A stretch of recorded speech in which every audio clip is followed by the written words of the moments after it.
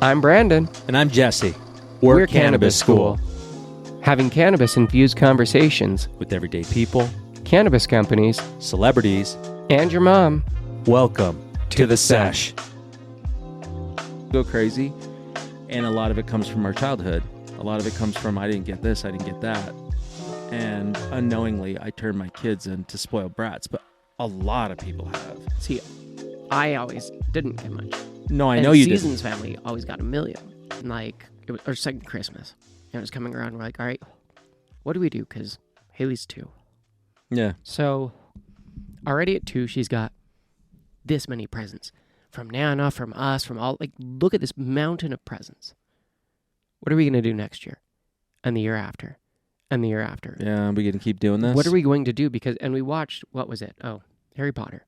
And it has that little fat, greedy fuck kid who's like, there's only 34, there was 35 last year. And I'm like, that would bug the shit out of me. I don't want to raise that as a child. I know. So it was like, how do we do this in a way that doesn't do it? I was like, well, Jesus got 3 gifts. So our kids get 3 gifts. That's it. It can be more expensive because easy. Whatever, but 3 gifts. Because honestly, do they need more than 3? Because they're still going to get ones from family. Like, whatever. There's still stuff from every fucking other place.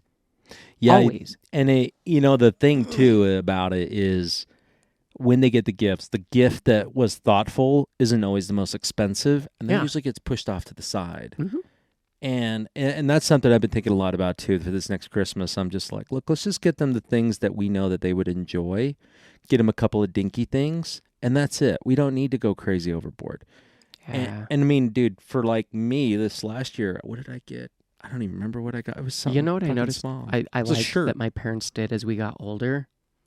They would buy more family things, like a foosball table. Cool. This is our family gift. This is part of Christmas. And as a family now, we can all play this together. We can do these things, and it's not just like one thing for one individual. It's like, this is a present. Yeah, it's the family, and everyone still got their own small individual stuff, but it was like just getting used to not feeling that need of like, oh, I only got a few presents. Like, right. Does that matter? Why are you feeling you need more? I remember very distinctly as a kid, but I probably got like 4 or 5 presents every year, and I was so grateful. Yeah, if that.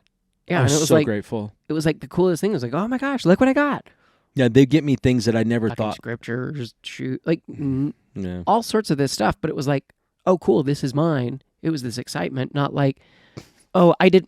And granted, there was times that it was like, man, I really wish I had gotten this remote control car because my friends got these Nerf guns and this and that, and I got a pair of pants and like this, and I got whatever it was, but it wasn't ever the same as theirs. But it was still like you're appreciative, something. Yeah. And some years, like, I did get an RC car one year, and I was like, oh, shit, like, what?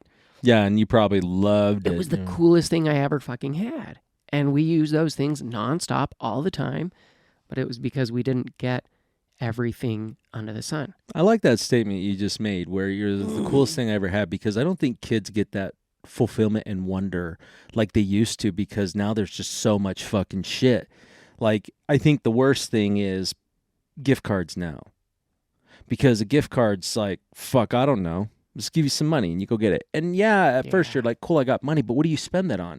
Kids spend it on fucking shit at Mavericks, snacks, fucking chips and whatever, shit. Random shit. That doesn't make any sense. No. It's like, I would prefer if my kids felt more excited just about the day. Like, I don't want to spend an hour and a half opening fucking presents. Oh, God, no. I want to go through it quick, and I want to go back to bed, or I want to fucking chill and watch my kids do. Like, now they're so much older, they just do their own fucking thing. The only one who wants to play is Phoenix. Oh, yeah. It's because everyone else, it's like, Addie will play with me sometimes, but half the time she's doing her own shit, talking to her friends, on her phone, playing Roblox, playing Fortnite, like something, because she's at that. She's also 12 and a half. Which is awesome. Like, right? She's getting that's exactly like Aria now. Aria is like that. She's got friends. She's going to their houses. And you're happy for them. Totally. You just kind of miss them. Oh, yeah. You miss them a little bit. Like, Max and I are finally getting a relationship now where he talks to me a lot. Like, That's dude, cool. He did the most random thing for me. Yeah, totally. Because I was like, well, lawn needs cutting. It hasn't been done this last weekend, so I got to get it done. So I went got it fucking, I started getting it all ready. I was going to prep it. And then before I know it, I was going in the backyard to like pick up shit. Max already went out there, picked up all the dog shit, any of the toys the kids left out there, sticks, all that.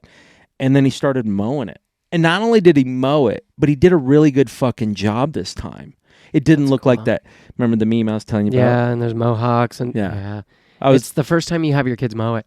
Like when I had Addie mow it the first time and I taught her and she's like, oh, I'm done. And I'm like, I mean, you did good, but there's a mohawk there, a mohawk there, a mohawk there. If you go get those, then that'd be good. Yeah, Max said, he goes, well, how do you fix that? And I'm like, sometimes you need to go over that same area twice. Yeah. I said, but that's okay, as it helps to grow evenly. And he used to get pissed off at this last time because I've been improving my relationship, understanding, and I don't know, and I know I've gone a lot on about shapes, but I think it's just behaviors that I've been so excited about. And that's why, like with Max, I've been seeing a massive change in his behavior. But my wife has said, because you have changed, the house has changed. And as a dad, and it sucks to say, it's a huge responsibility. But we hold this power over the home. Mm-hmm.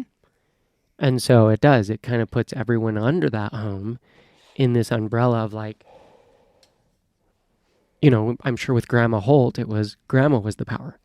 Yep. And there's always this one of like, you have to make sure that person is happy, because if they snap or whatever, then it's like, it instantly isn't a safe, happy, comfortable place. No. It's a scared, nervous, like anxious place. Well, it's like what Richard said, you need to create a safe space in your home. And before he kind of explained it from their perspective, it was very eye-opening in the sense of going, oh yeah, well, I provide a safe home. Like, I will hurt anybody that comes into my home. I will take care of my family because I have this no. Are you caring for your kids? Are you giving them a safe home? Are you teaching them safe practices and how to interact with other people? There's something really interesting on that, actually. Emily sent me this TikTok, and it was, I don't remember who his name is. I'm terrible with actors and actresses, but she said it's the guy who's married to Kristen Bell. Oh, Dak Shepard. Yeah, that guy. Yeah, armchair experts. Yeah, so he was talking about how couples argue when they have kids. Oh, yeah. And oftentimes what happens is they argue and the kids see the argument, but the kids never see the makeup. Yeah. They never see how it was actually resolved and what happened. So what that teaches our kids is they know how to escalate things, they know how to get in fights, and they don't know how to resolve them. Yeah. And it was like, so in that video, he's like, so what we do is, maybe we go and we resolve it later, but then I tell my kids, hey, Dad said this to Mom, and this is what she said, and this is what we felt, and this is how we, and then I said, I'm sorry, or like whatever it was to help them understand how to navigate that. Because instead of just going, this is how you fight, this is how you escalate something, this is how you get mad, it was like, this is how you work past that. This is how you resolve those issues, and this is how you work to have like a healthy relationship with your partner, and teach that to your kids so they can have healthy relationships with their friends and their partners. Isn't that kind of funny where we want to show, like, I mean, and this I'm just reflecting, and maybe, you have something similar, but the way we perceived ourselves before was that we're the parent, we're right, and it's just the way it goes. And when you're a parent, you can make those decisions because it's what's said to us constantly. Once you're an adult, once you're an adult yourself. Yep. And instead of being able to like even call it out, like even saying you're sorry. Like my parents would rarely say they're sorry to me if they were really upset. Did your parents say they were sorry? Every once in a while. The one time my dad really said sorry to me was when he came in the room. I was talking to my mom. I was being an asshole. My mom went to slap me. Doing martial arts for a long time. So when I see a fast movement, I react. Yeah. And so I grabbed her hand. And we both do this like kind of movie look. Like, we shit. both look at that. And she went to go hit me with the other one. And I went. And my mom looks at me like this. Now, imagine you're the husband. You come into the room. Your 11-year-old son, who's as tall as your wife, is holding her by the wrists. He grabs me by my hair, like, boom, peels me off. I let go immediately, and he pulls his fist way back. Yeah, that scares the shit out of you at 11. Oh, dude, it was halfway to me. My mom grabbed it. She says, no, I was trying to hit him, and he stopped me. And then I thought about that now, and I'm like, I want you to go back and think about what you just said there. No, it's okay. I was trying to hit him, and he stopped me. Hitting your kid shouldn't be the first interaction. That should be a deterrent away from something that they're not stopping. If your kid's on top of another, and he's beating the shit out of him, and you can't get him off, yeah, you're going to have to do something to stop them because they're so in line. But even then, I think about like, you know, and hitting. I don't think hitting would ever be my first reaction. I think I would try and tackle someone because hitting them, well, that's just violence with violence. But a tackle is more of like a restraint to go, hey, slow it down. No, the only reason why I may say that is just based off of experience with like the constant reaction. It's it's the strength that once somebody is in that spot, like for instance, this patient was trying to rip out the eye of a nurse. Jesus. And he had scraped all of the skin off of her fucking face to the skull, dude. It was bright white here. Blood's pouring down her face. Reason why? She wouldn't let him go out for his smoke and his coke. So he, mentally unstable, loses his shit and starts doing that. You know what other people were doing? They were trying to pull him off. He was a small, skinny, 65-year-old man. Oh, no, you can't try and pull him off. That's what I said. I'd tackle them. I would run and tackle them. They were trying that. No. This is multiple times. Like when they've got the adrenaline going, they don't feel anything. So when there were these women trying to pull him off, but he was so angry. Yeah. And he was holding on to it. And I'm not saying all kids would do that, and I wouldn't have to go to this point. But when I got there, I went to pull his hand off, and he went to bite me. Yeah. So reaction. Oh, yeah. I went across, and I elbowed him in the back of the head, then grabbed him by his hair. Yeah. And then I said, take her. And his hand shot up, and I slammed him on the ground and put him in a crazy wrist lock. And he's like, who's doing that? And I get down there. It was me, you motherfucker. Yeah. Oh, it's the skinhead. I mean, he's crazy, right? But he is in such a mode that when he finally came to, he came back to me. His name is George Moon. He goes, hey, Jesse, I'm really sorry I called you a fucking skinhead. I know you're Mexican and you're a skinhead. I'm like, hey, can't attack women like that, dude. Like, I don't care. People like that. Well, I have a very, very... you for sure touch against a woman. Women. Yeah, no. Yeah, I'm not. I was raised like you don't hit a woman, you don't touch... Like, you don't put your hands on Nope, that's not how you do it. And it wasn't by fear. It was from respect. No, it's just how I was raised. My daughter thinks it's a ticket to hit her brother. So I'm like, hey, yeah, I won't beat your ass, but I'll make your life hell. Yeah. Do not instigate that. Yeah, I'm like, because it's not okay for you to hit them just because it's not okay for them to hit you. Xander had asked me, he goes, when could I hit my sister? I'm like, if she has a knife and she's really going to get you, fucking deck her, dude. Yeah. Fucking deck her. Any woman does that. If they have a weapon, deck them. If you can. But that's more of like, I'm trying not to die in this second. Exactly. Like, and you have to have nowhere to go. That's some crazy weird, yeah. It's the same thing like with knife tech, because Rich and I very much agree. This seems scary, but it's really not. The guy doesn't know what he's doing. And when I overcomplicate things, which is usually an argument with your kids or your wife or whoever, then now you're both getting cut. But if I'm simplistic about it and I'm just saying, look, all I need to do is meet, just like what you were saying, I need to meet them and stop them from where they're at to mitigate their movement so that they can chill the fuck out. It's the exact same thing. And the reason why I even said that, because yours is very valid, very, very valid. Like, it's your kid. I just immediately go back to, and I have a lot of CPTSD.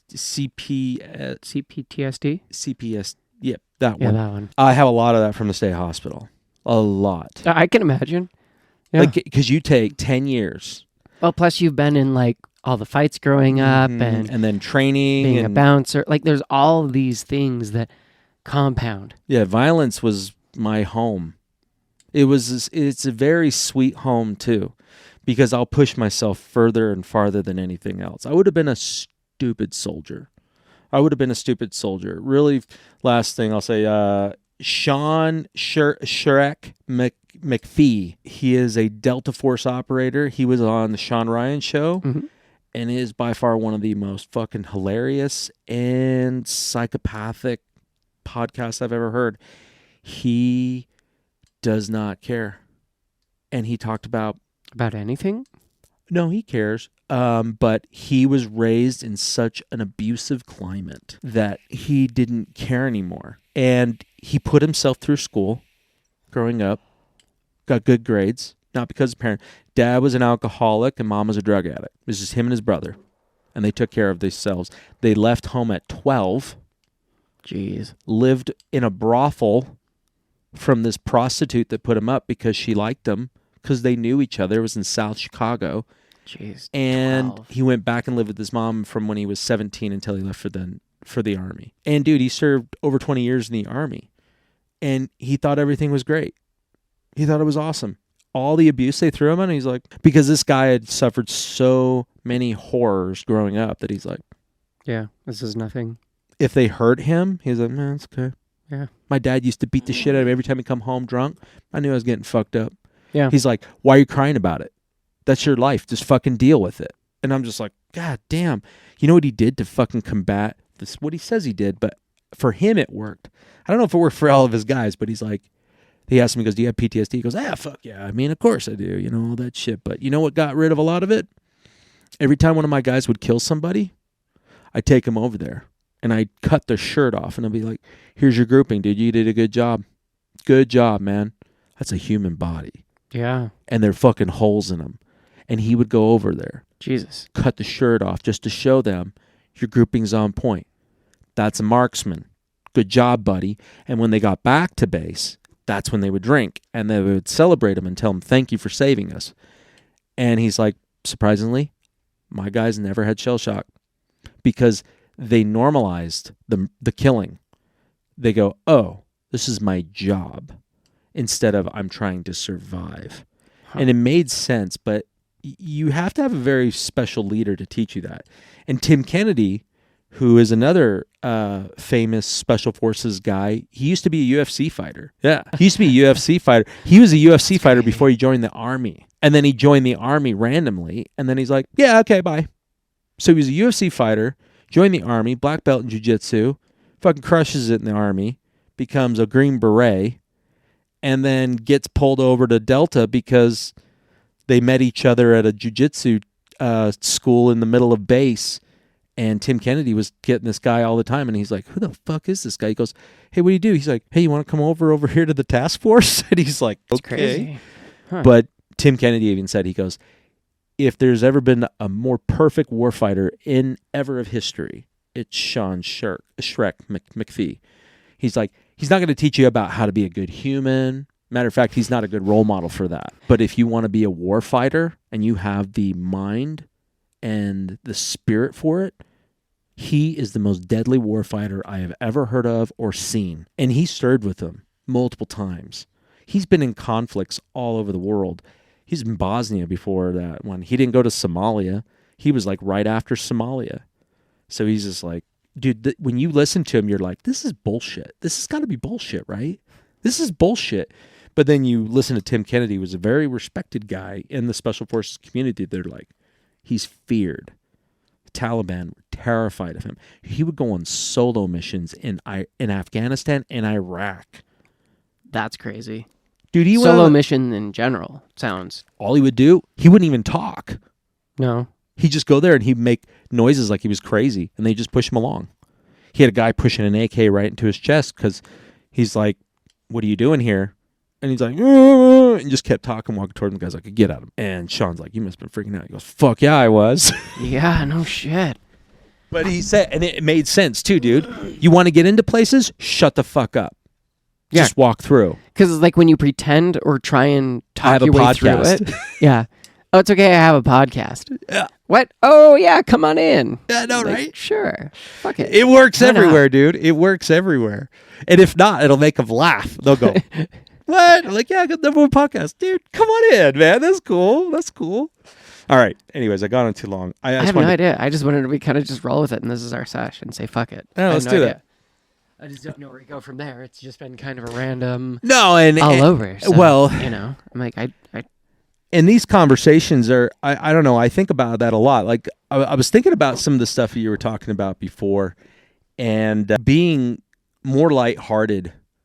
You know what I mean? Like when we were talking about content that we want to develop for this, like skits and stuff like that.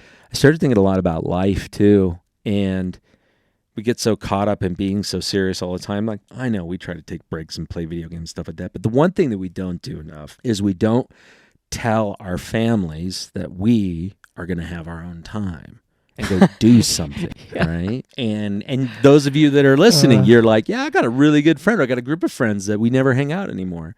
But here's why I'm thinking it's so important is that the more that we can be able to get outside of ourselves, because our conversations are really good. Oh, yeah. I love our conversations. I think that is probably what's helped keep me halfway sane over the years. Me too. Because you know what the thing is it's like something that Sean Shirk had talked about. Sean McPhee. Maybe he's a We'll just call him John Shrek McPhee. It's John saying Sean. Some guy who's great at killing. But it was this idea that you need to be able to take life a little less serious and just be. Because when we have our discussions, it's never anything about something super serious, but then it turns into it. But It'll segue through it. Yeah, but through it. It never stays there. No. We just we segue through so many different topics within a conversation. Yeah, like in a short period of time. And that a lot of that has to do with... Or a long period. Like we talked for 2 hours yesterday on the phone. So. See, I didn't even realize that. I didn't either until I looked at I'm the time. I'm doing shit. I'm going to go. And then I was like, oh, fuck. Like that says what? Oh, yeah, dude. Like I started the whole thing. Like I went to Walmart. And then from Walmart, I went to Costco. And Costco, the majority of the time I spent there was with you in the parking lot because I knew I didn't have reception inside. Oh, that's hilarious. And I kept losing you because I'd walk around because I can't keep still. Yeah. And I would lose you. I'm like, oh, fuck. So I knew 4 points in the parking lot. I love walking, though, when we talk, unless I'm sitting down working and sending emails where I'm doing something. Yep. I'm usually wandering the house the whole call. Me too. Me too. And that's where I was just like, okay, I really, really need to be able to spend that time outside and with people that you can be really open with. I feel that even though that we may have emotions, like, we had some pent up feelings with each other and all the shit that's going on. Like it can't all be, but it's okay though, right? I mean, I think that's one thing that I've noticed more about our relationship being more open is by allowing us to be upset. That's okay to be upset. And it's okay for you to be frustrated with me and for me to be frustrated with you because it's only our perception of what is going on. And then we can decide what our perspective is after. Not necessarily that the other person is right or wrong. It's just a feeling. Yeah, I get it. I get to make a decision. I understand where you're coming from and it's okay to feel, Yeah, and that's the thing. I don't think a lot of friends allow their other friends to just feel, to do that. I'll hear people going, look, I had a friend of mine who I was talking to, and she was going on about her woes. Doesn't have a job or anything like that. And I'm a pretty sensitive guy. And you would say, yeah, around the tip of your dick. Right. Okay. No, I wasn't even, my mind was actually on a whole nother side tangent with Rich and emotional abuse and all this other shit. I know, right? Second. I'm it's just been in my mind so much. Yeah, ever since our interview with him. Yeah, because... Okay. I'll finish my thought, and then we'll go into that because I like that. But when I was talking to my friend, she was just telling me about all of her woes, right? Used to be making a lot of money. Used to doing this. Used to doing that. Now she's terrified, and she doesn't know what to do. And it's one thing when it's my terror, because violence has either been a part of my life because I chose or because it was introduced. Right? Where I grew up, I had no choice on that. And people go, oh, there's nothing tough in Utah. There's tougher things everywhere. Yeah. There's probably tough places in Beverly Hills, who knows? It could be the kind of rich guys, Right. the guys who only make $2 million a year. Like their houses are so fucking tiny. Yeah, they only drive like the cheap end of the Tesla or like the C-Class Mercedes. Dude, that's so or fucking 3 funny. Series. I'll have to tell you something about the C series because that's actually pretty funny. That's funny. But Yep. the idea that so she said she started telling me all these things and I started to feel them because I'm feeling them at that very moment already. And she called me and I started to tell her, I'm like, I feel those same ways. And I started to get emotional, but I'm holding it back, but you can hear my voice breaking a little bit. And she says, hey, I call you when I can't get up because I know that you can pick me up. And anybody else, I could be like, oh, that's fucked up. But no, think about that kind of responsibility. If you are doing that, not all of us can be that. Not all of us should be that. But if you have inspired somebody and they look up to you and you come to them going, hey, I feel life too, you shouldn't feel ashamed of that either. And I started to feel ashamed of it. I'm like, fuck, yeah, you're right. I'm the happy-go-lucky guy that has good tattooed on his fucking... No, it has nothing to do with that. And when she said that, I was like, there's a separation of close friendships. There's work friends, there's social friends, and there's close friends. Well, and even within that, it's probably every relationship. How honest with the other person are we? How open with that other person are we? How much of the true version of ourself is shown or seen by our family, our friends, our partners, or whatever? Rare. Because it's like, well, what about these thoughts? What about this? Are they going to judge me? Like, are they going to treat me different? Is this going to be like, is this going to be a deal breaker? Like, because everything's quid pro quo. Yeah, and it's like, oh shit, this is what I give you, you have to give back. Like, or just like, that version of me might not be lovable. I never thought of it that way. That version of me might not be okay. Is that a concern of yours? I think it was for a while. Way more when after I was married and got divorced. Then it was like I didn't know who I was.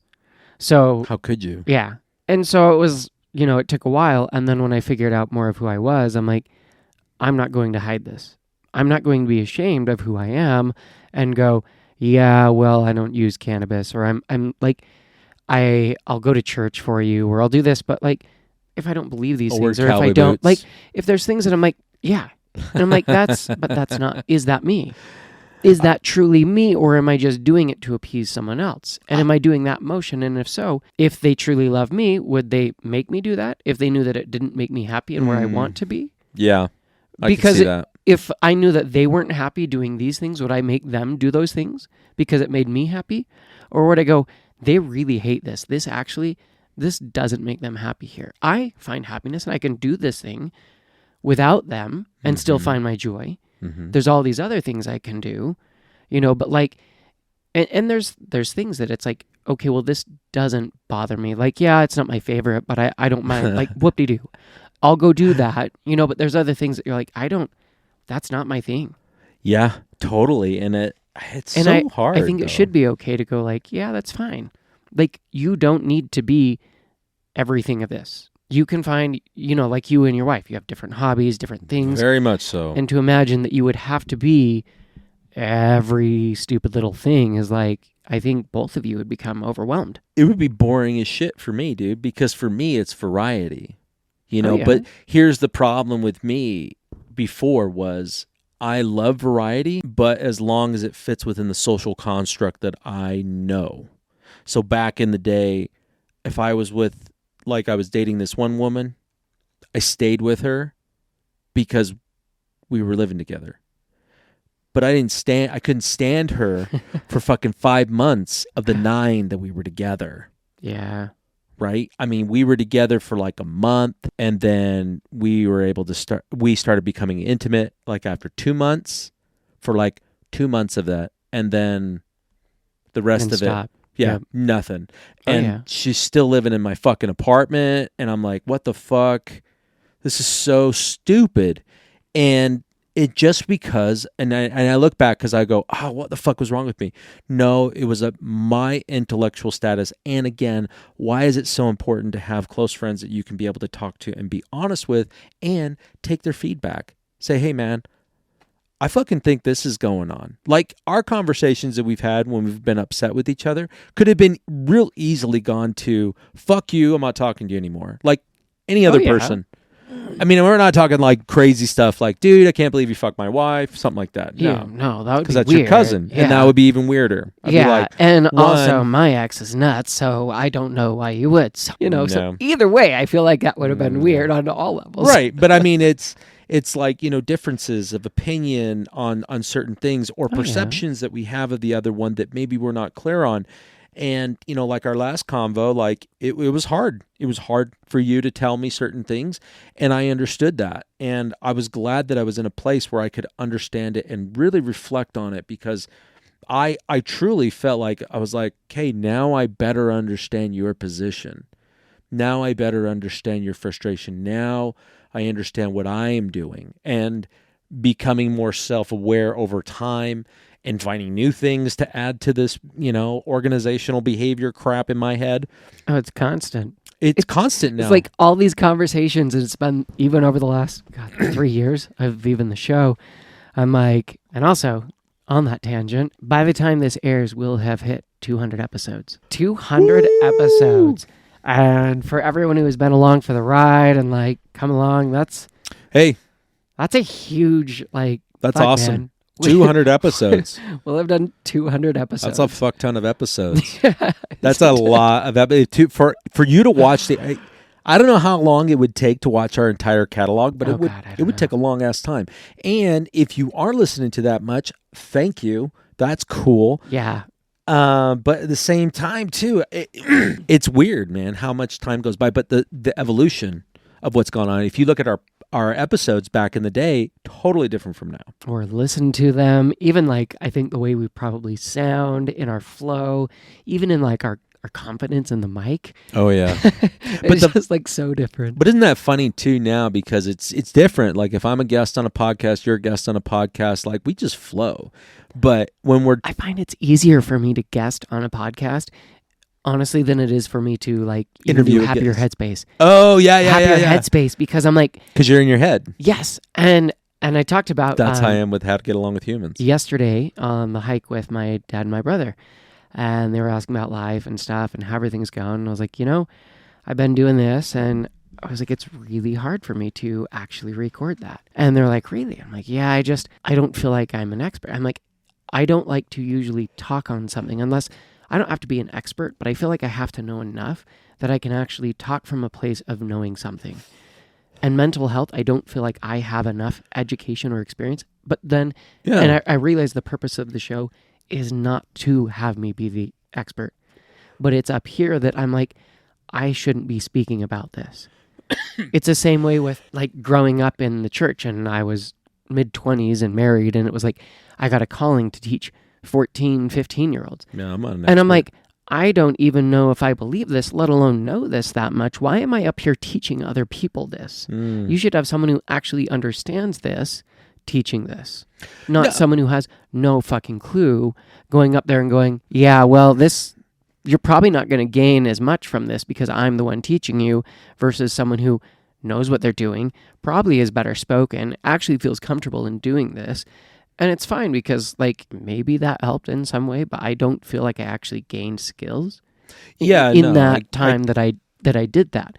And it was more because it was forced upon, not because it was something that I was because you felt obligated. 100%. Yes, that was why I was because there. People always say, I remember that in the church early on, when I came back into the church when I was 28 years old. And when I came back in there, it was kind of funny. One guy said to me, he goes, yeah, dude, if you get a calling, you just take it, right? And I'm like, no. If it doesn't fit me, I don't take it. And at first I did, dude. I was taking care of little kids, and I was going around talking to members of their community and stuff like that. I did too much. See, it was just the only reason, and this is all, it was kind of snowballed. Yeah, it's a guilt thing. It was. My brother and my whole family were going to the temple once a month. My parents, it was a big thing, and my parents would take everyone to dinner after, and me and my wife were the only family members that weren't going because we weren't sealed in the temple. And my youngest brother was the only one to go on a mission, and he was leaving to go on his. He was like, I challenge you guys to go through the temple. And that's weird. It was That's weird. It was weird. And so we like, I challenge you to be faithful. like we weren't going to church all the time or whatever. And so they were like, all right. So we went in. It was like, well, the bishop, in order to go to temple, we had to do all these things. Mm-hmm. And he was like, well, you need to have a calling, so I'm going to give you this, and you need to do this, and you need to do this, and you need to go to these classes, and you need to be here every week. And I was like, okay, so we did all of that, and we went through, and like we got sealed. Yeah, isn't that funny? Because it kind of feels like the same process as back in the day when you'd cross the border from Mexico into the United States. All you had to do was hold up your ID and say, United States citizen, and they go, come on through. Yeah. That sounds like exactly what the process was for you. But it was like, it was so weird. And then after we did it, and we had moved to a new ward, and my ex-wife was like, hey, the bishop called. Don't know why they called her, but they called her. And they were like, oh, they want to have us come in and talk to him. And I'm like, I'll go in and talk to him. But just so you know, I'm not accepting a calling, and I will not talk in church. And I'm going to tell him that. And she's like, you can't do that. I'm like, yes, I can, and I'm going to. And we sat down, and the bishop was like, hey, welcome to the ward. I'm like, hey, nice to be here. And he was like, I'd love to ask you to speak. And I'm like, you're welcome to ask me to speak. My answer is going to be no. You can ask her to speak, and she'll tell you what her answer will be. And I'm like, and if you ask me to have a calling, I already did this in the last ward, and I learned that didn't make sense. So you're welcome to give me a calling, but the answer is going to be no as well. Wow. How'd that go? Was he cool about it, or was he kind of... What was he going to say? There was nothing he would say that would change my mind. Right, and that's the problem with it, is it perpetuated within it, is that you feel obligated instead of called to. Because just like recently, I went and talked to, my ecclesiastical leader, my bishop, and I went to him and I said, hey, man, I need you to put me to work. I said, I feel a strong calling. I want to serve other people. And the only reason why I felt that was because it was cool. This girl got up and said, hey, little girl, she's like, if you ever feel bad about what's going on in your life, and this is just a good philosophical thing, you ever feeling really bad about what you're doing in life or where you're at, go serve somebody in the smallest way or the largest way. And so I started doing that. Like, I was just like, she's right. And so I told him, I was like, hey, on Sunday, I want to do something.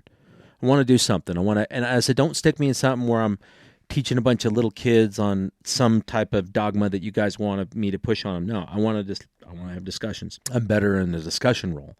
So put me in that role. Put me with adults, put me with teenagers, and I'll do great. But see, you love that, like public speaking, having that, leading that. And for me, and at that age, 100%, that was not me. Oh, dude, it's probably still, like, I mean, imagine this, because I don't know if you've ever experienced that. Have you ever spoken in front of a large crowd? Define large. Like a couple hundred people. Maybe 100. Like you speak. But that was, to me, still... No, it's still a lot of people, dude. Yeah. You spoke at graduation? Yeah. What are you, valedictorian? So, no, This is funny. We got to go there. This is hilarious of all take things. It off. So, I had gotten kicked out of Timpview for not going to class. So, I got sent to this private school. I had gotten kicked out of the private school because it was a LDS-based private school. And there was... I didn't know you got kicked out of there. Not kicked out. I got set to homeschool. So, I got to watch the DVD version of the classes. The DVD version. Because they would record them, and they would send them out around the world, I think. And people would pay and do their home classes there. And yes, they did it all over. And because that's how I started in there. Because I wasn't able to get into a spot. So after I got kicked out of Timpview, I did like 3 months of homeschool, watching their videos, doing that at home. And then from there, I was able to get into the class, and I was there for the rest of that school year, rest of sophomore year. And then junior, oh no, I wasn't. I was there like most of sophomore year. Yeah. And then there was this like, it wasn't even a school event. I was just hanging out with like 4 of the kids that were from the school. Okay. And they were all inhaling air duster. Because air duster... They're getting high? It makes your voice go really low and you sound funny and you go... Oh, it's like the opposite of helium. Yeah, there's a... Compressed air. I know, but there's a gas... that's in there. I don't know what it is. That causes that. Is it like laughing gas? Is it nitrous oxide? No. But it will lower your voice. Yeah.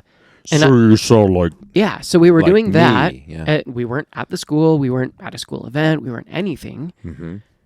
Somehow, out of that group of people that were all there doing it, that got back to the principal at the school. And because it's an LDS-based school, well, she pulled me in to talk to her. And she was like, hey, I heard that you and so-and-so and so-and-so and so-and-so were doing this. And I was like, I don't know where you heard that. I did, but Brandon's none of not a them were. snitch. No, I'm not a fucking snitch. And so because I didn't rat out all the other people, she kicked me out and sent me to be homeschooled. And so I was homeschooled the rest of that school year. And then the beginning of the next school year. Were your parents pissed?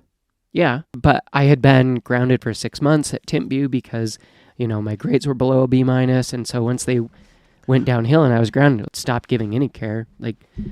Yeah, that's such bullshit. Didn't bother with anything. So at that point, I was like, yeah, I don't care to go to class or try and pay attention. I'm grounded anyway. What are you going to do? And then so when I got kicked out of there in Leahona, after I was there, so my junior year, I was there all year. And after that, I stopped getting in trouble because the first year I got in trouble for talking too much, chewing gum in class, stupid things. And then I got kicked out for the air duster thing. And so, but then I was there sophomore year, junior year, and I became friends with all the goody, whatever kids. Yeah. But I was also friends with the other kids. I was just more friendly. And then it became, they ran for student president and stuff, but I didn't want to. I was doing soccer, I was doing basketball, and I was working. And I'm like, shit, I don't have time to do student council. There's no way that I have time to add that into it. Yeah. And so I ran for king instead. So I just put up posters of vote Brandon for king because I'm not going to run for president. What does king do? He doesn't do anything but just tells people what to do. That's fine. I'll do that. So I put up posters and did all that shit. And I was like, yeah, I'll run for king, but I'm not running for school president. And then the whole next year, I did a lot better. And for some reason, the principal at the end of the year was like, hey, we'd love to have you speak at graduation. What? Were you the king? Me? No, it was just they, for some reason, out of everyone that graduated, I was one of the people that they asked to speak. I couldn't do it then. It was weird. Oh, I couldn't. No either. way. I couldn't. I didn't prep for it. And I got up and I was like, hey, as most of you guys know, I am great at procrastination. So obviously I didn't write anything down. And everybody laughed. And and then I went on with a couple things. And then I ended a few minutes later. I'm not here to speak and that shit. It was I don't know why I'm even up here. Was your heart racing when you got up there? Yeah. It was I have been asked, when I was young, I was asked to speak once in church. I was 14.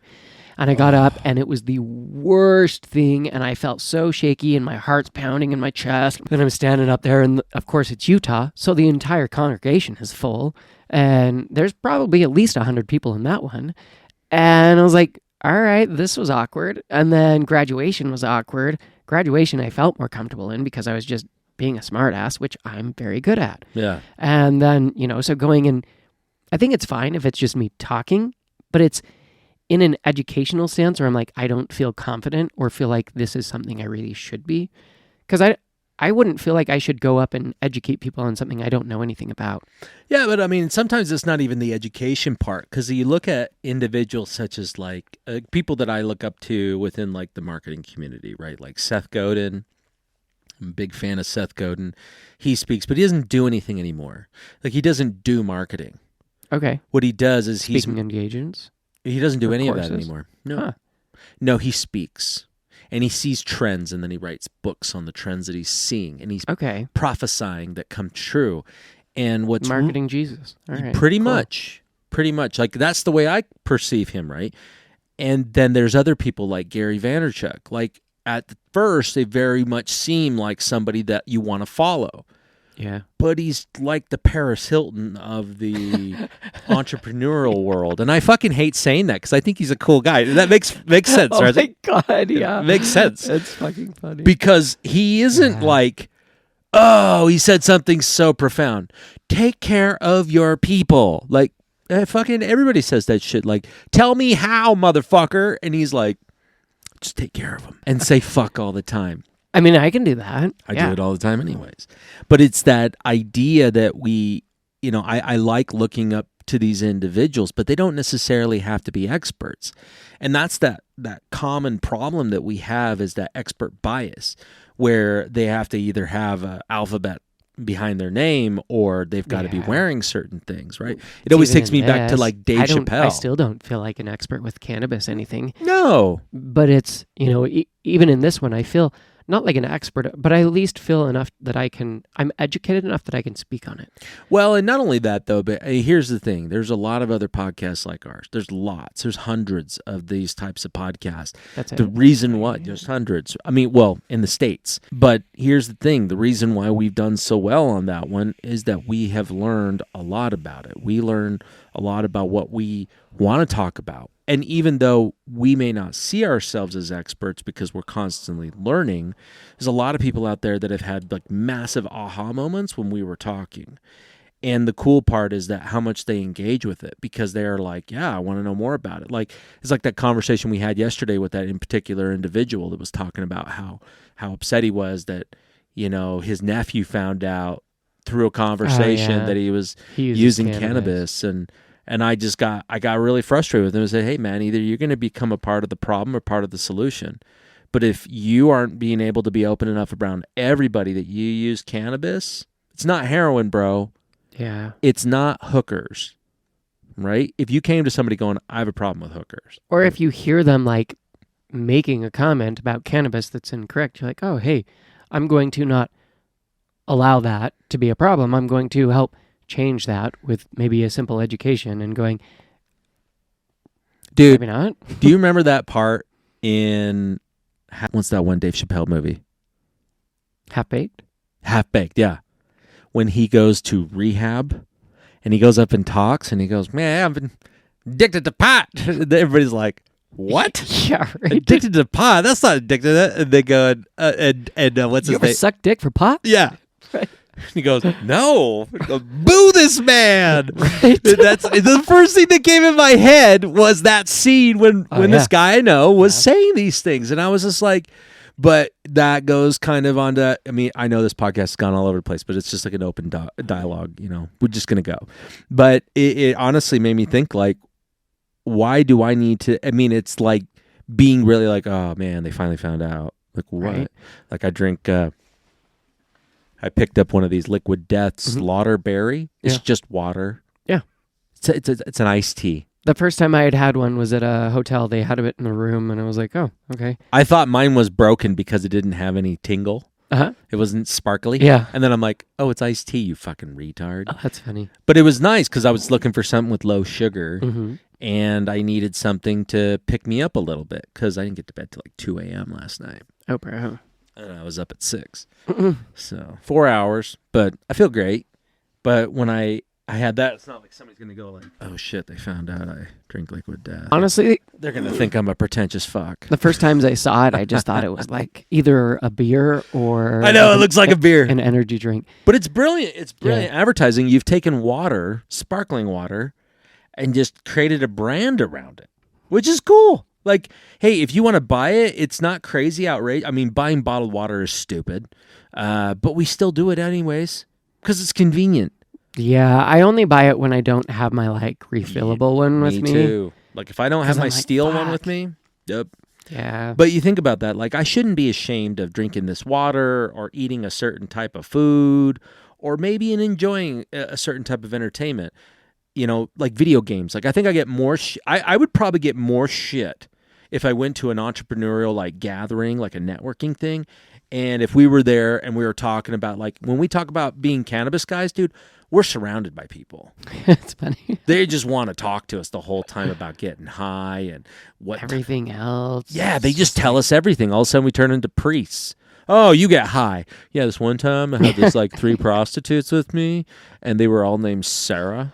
And I couldn't tell which one was doing what. So whenever I say, Sarah, do this, they would all do it. I was like, am I absolved of my sins now? And I'm like, no, but I feel like I should go get high. So I think I need to take a shower. That's fucking gross, dude. But no, it definitely is. It's just this weird thing. Like it doesn't necessarily you got to be proud of it. Like we wear things to go about cannabis. I was actually almost going to wear that today. Oh, that's fucking hilarious. That would have been awesome. Great. I need to wear it next time.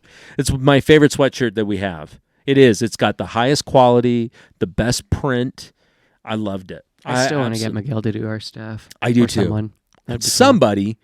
Yeah, if you got a promo company. But really good quality, because that was the thing, is it's like, as long as it's good, high quality stuff.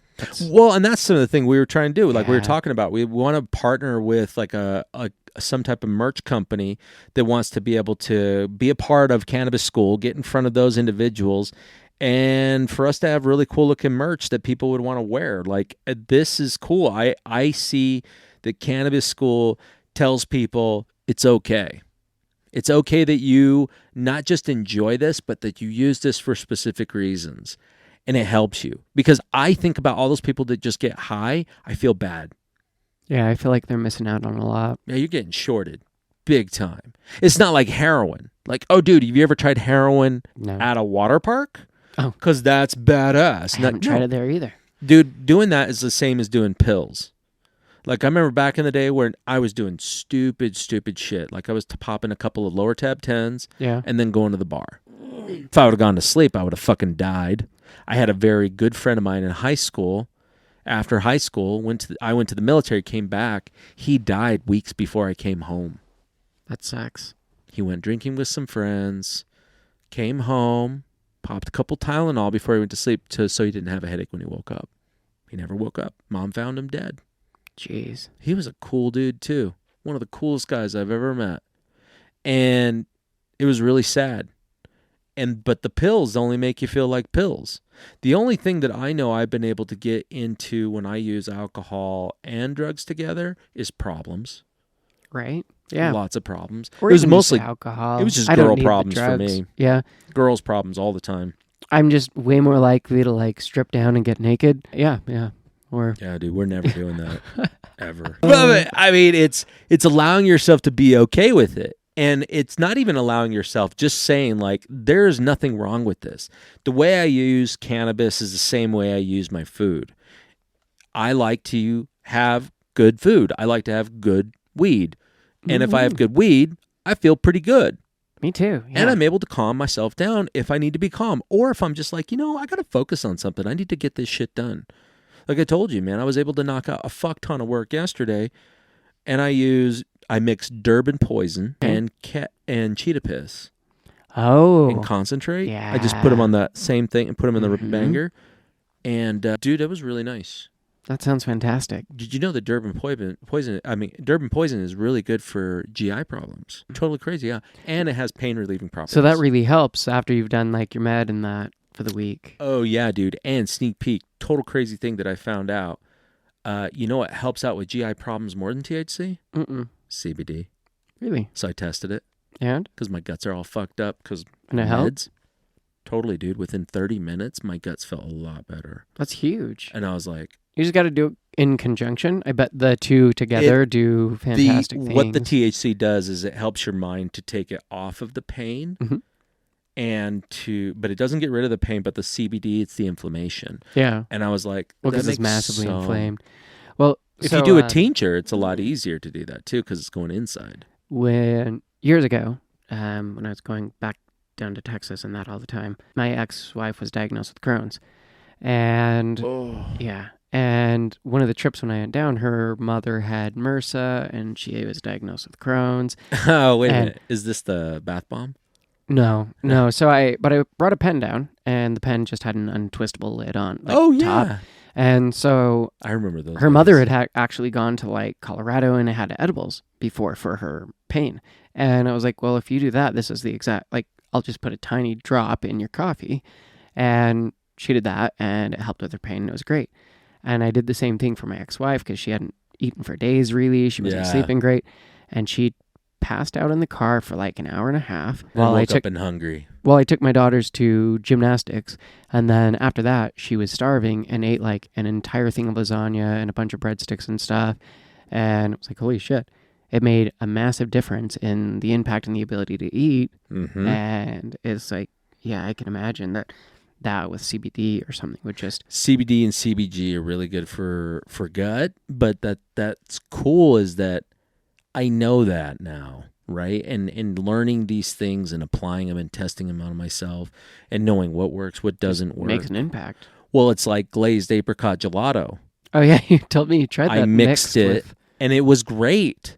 But alone, for me, it just makes me uncomfortable. A lot of tightness when it was just by itself. And here's the thing. It's because we've used so many different strains. We know how it makes us feel, that when we get something like that to a layperson who's not really into cannabis as much as we are, and they're starting to get in, I could see using any cannabis as like, yeah, I'm going to get... Because you remember the first times you used it, you'd get wicked high. Because you feel high. Because it's more of like, you don't notice the terpenes or the experience, and you might if there was like a specific one that made you feel more focused or some specific way. But like, I feel most of it is, at the beginning, most people are not noticing that because all they're feeling is, well, they've not felt high. And all of a sudden there's this whole new experience. And if they're doing it in a way that is to get high, not just like a very low medicinal like microdose that they don't actually feel euphoric, I feel like most of them are just experiencing those first highs, and it's like, whoa.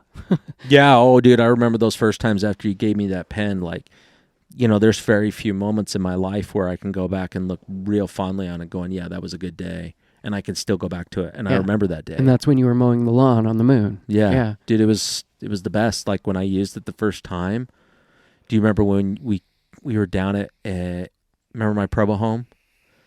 And you came over, and we were playing a video game together on my TV, but we just sat there smoking our carts the whole time.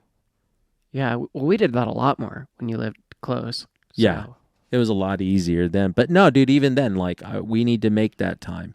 We need to make that time to hang out whenever. And, you know, for me, what I think it is for me is I'm like also worried because we're such in a stressful point in our life where I'm like worried that, you know, my wife's going to be upset that I'm going to do something because I'm very, very hard on myself. And I just let it go. Well, it's a feeling of like, I don't deserve to do that because I haven't accomplished what I should do to be a man. Because being a man means I should support my family in the way that I feel like equates being a man. And that's okay. I mean, at least you were aware of that and that you want to do something different. Right now, they've been doing statistical data on it, and they've been finding that a lot of men are not working, period, and they're choosing not to work. They're choosing to stay at home. They're choosing to play video games and get on assistance. And they're getting it. I was surprised to see, there was something that it was like the amount of men that live at home, it's like from over the last 20 or 30 years is gone. It was like around 10 or 12%, I think, about 20 years ago. And now it's up over 25 or so. And I'm like, holy shit. Like, it's a massive increase. But at the same time, cost of housing has gone up a lot. Like, there's a lot of factors that I'm sure also play into that. Well, then the other part too is that people don't want to get a job that they feel is beneath them. It's not necessarily the pay. It's the status, because our world has become a lot about status, and it's slowly going away from that, right? People know that the influencer on Instagram is not a real person, right? The girl that you follow on OnlyFans really isn't always about putting as many objects into all of her holes. Yeah. She doesn't wake up going, a thicker diameter. That'll increase the profits. No, in fact, the ones that I do know that are on there, every time that I meet with them, talk with them, see them, I don't think there's a single comment or discussion ever about that. Which is funny, because don't you think that more professionals would probably have a better life if they didn't talk about their fucking job all the time? Because I talk about my job all the time. I talk about it all the time. And the only reason why is because I'm so fixated on it, because I want to make something out of it.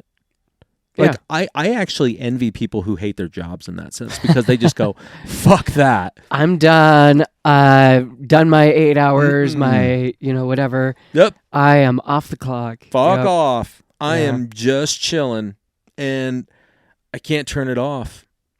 And that sucks sometimes. The only times I get to turn it off are when I'm playing games with you, and that's it. It's because I feel like most of the time there's a lot of other shit of like, oh, wait, what about this? What about this? What about this? What about this?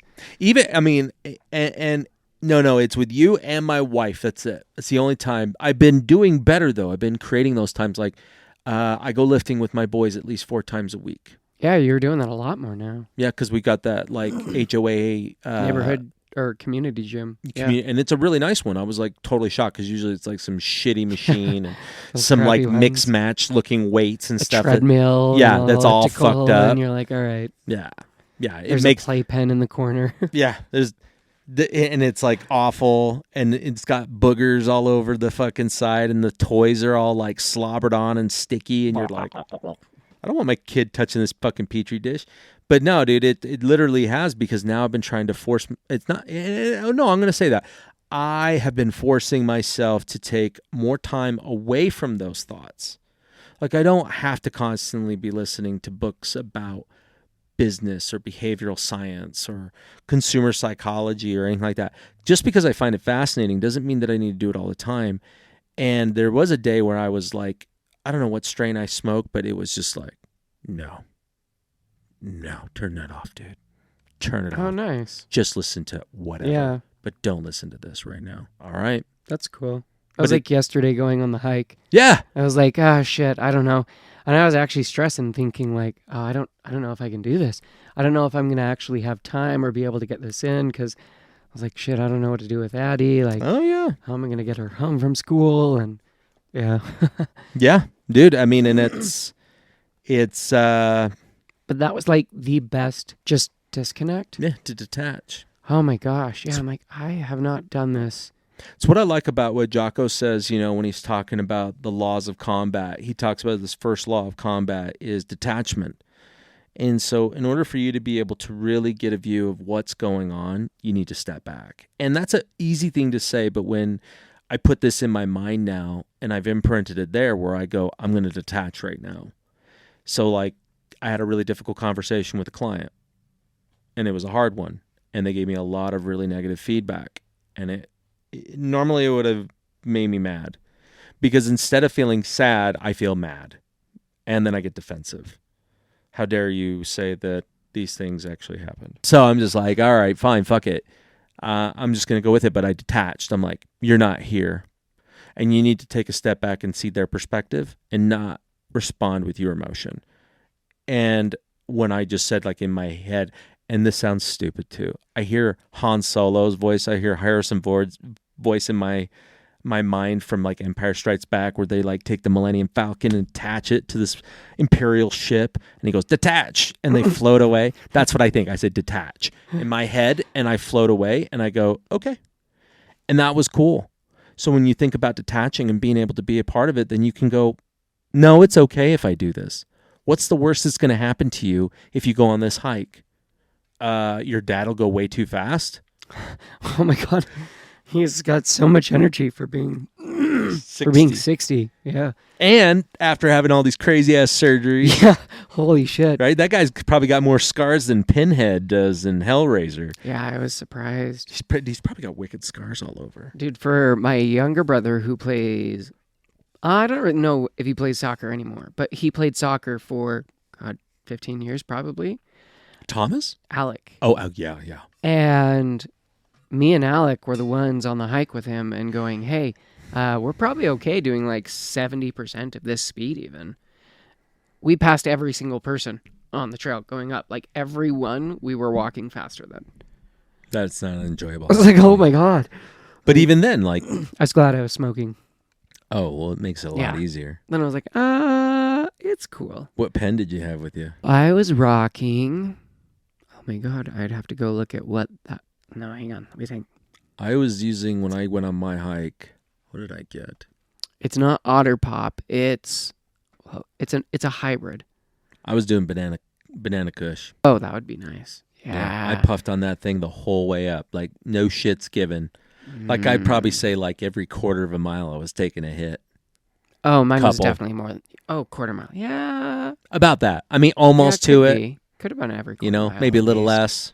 Mine could have been It was never more. more. Oh. Fuck that. Mine definitely could have been more. No. Distance-wise. No, I was. No. I mean, I'm only thinking telling about this apps. because I'm trying to make it sound less than it was. Because it's not like somebody was just like, "Dude, impressive! You ate that entire package of Oreos." Like nobody fucking says that. Nobody said that. One really, gluttonous person doesn't look to another one going, "Fucking A, bro. Good job taking down that burger." Yeah. No You one. did it. Mission accomplished. Yay! Unless it's like going to that restaurant and it's the challenge they have because it's like that 10-pound burger. Oh. I don't know. We call this the colon buster. That's what it should be. Yeah, But I can do that. it's I don't know. At the end of the day, we need to give ourselves a little bit more slack on if we're gonna die or not. Really take that time to be able to get that. Just be. Whether it's a hike, playing video games, doing something. Hell, maybe if your thing is just smoking weed and looking off your porch, fucking A. Yeah. Why not? Right. You should get high and just hang out because you're probably moving way too fast in your mind and you need to slow the fuck down. And maybe everywhere else in life because sometimes, we are really moving like 1,000,000 miles a minute. So take a break. smoke strain. Yeah. And find your perfect strain. Go through our entire catalog and find the strain that you like the most. Hey, even here's a good idea. See if you want us to do a follow-up review on any of those strains, and we'll see if we can find them again. Ooh, and in the comments below, let us know your favorite strains of all time. Because I'm very curious to go see what ones we haven't done, what ones we haven't even tried, and what ones become our new favorites. So yeah, no, there's so many really good ones out there. Oh, I'm still jonesing for Black Amber. Oh, yeah, that was amazing. Let's get some more. Yeah, I'm gonna get some more of that eventually soon. And you can get some more of us guys by tuning in next week. Yeah, hey, and support the show. Go down there below. Just click on links. it and start helping us out. And final thought is, if it's hot, don't touch it. See you next week.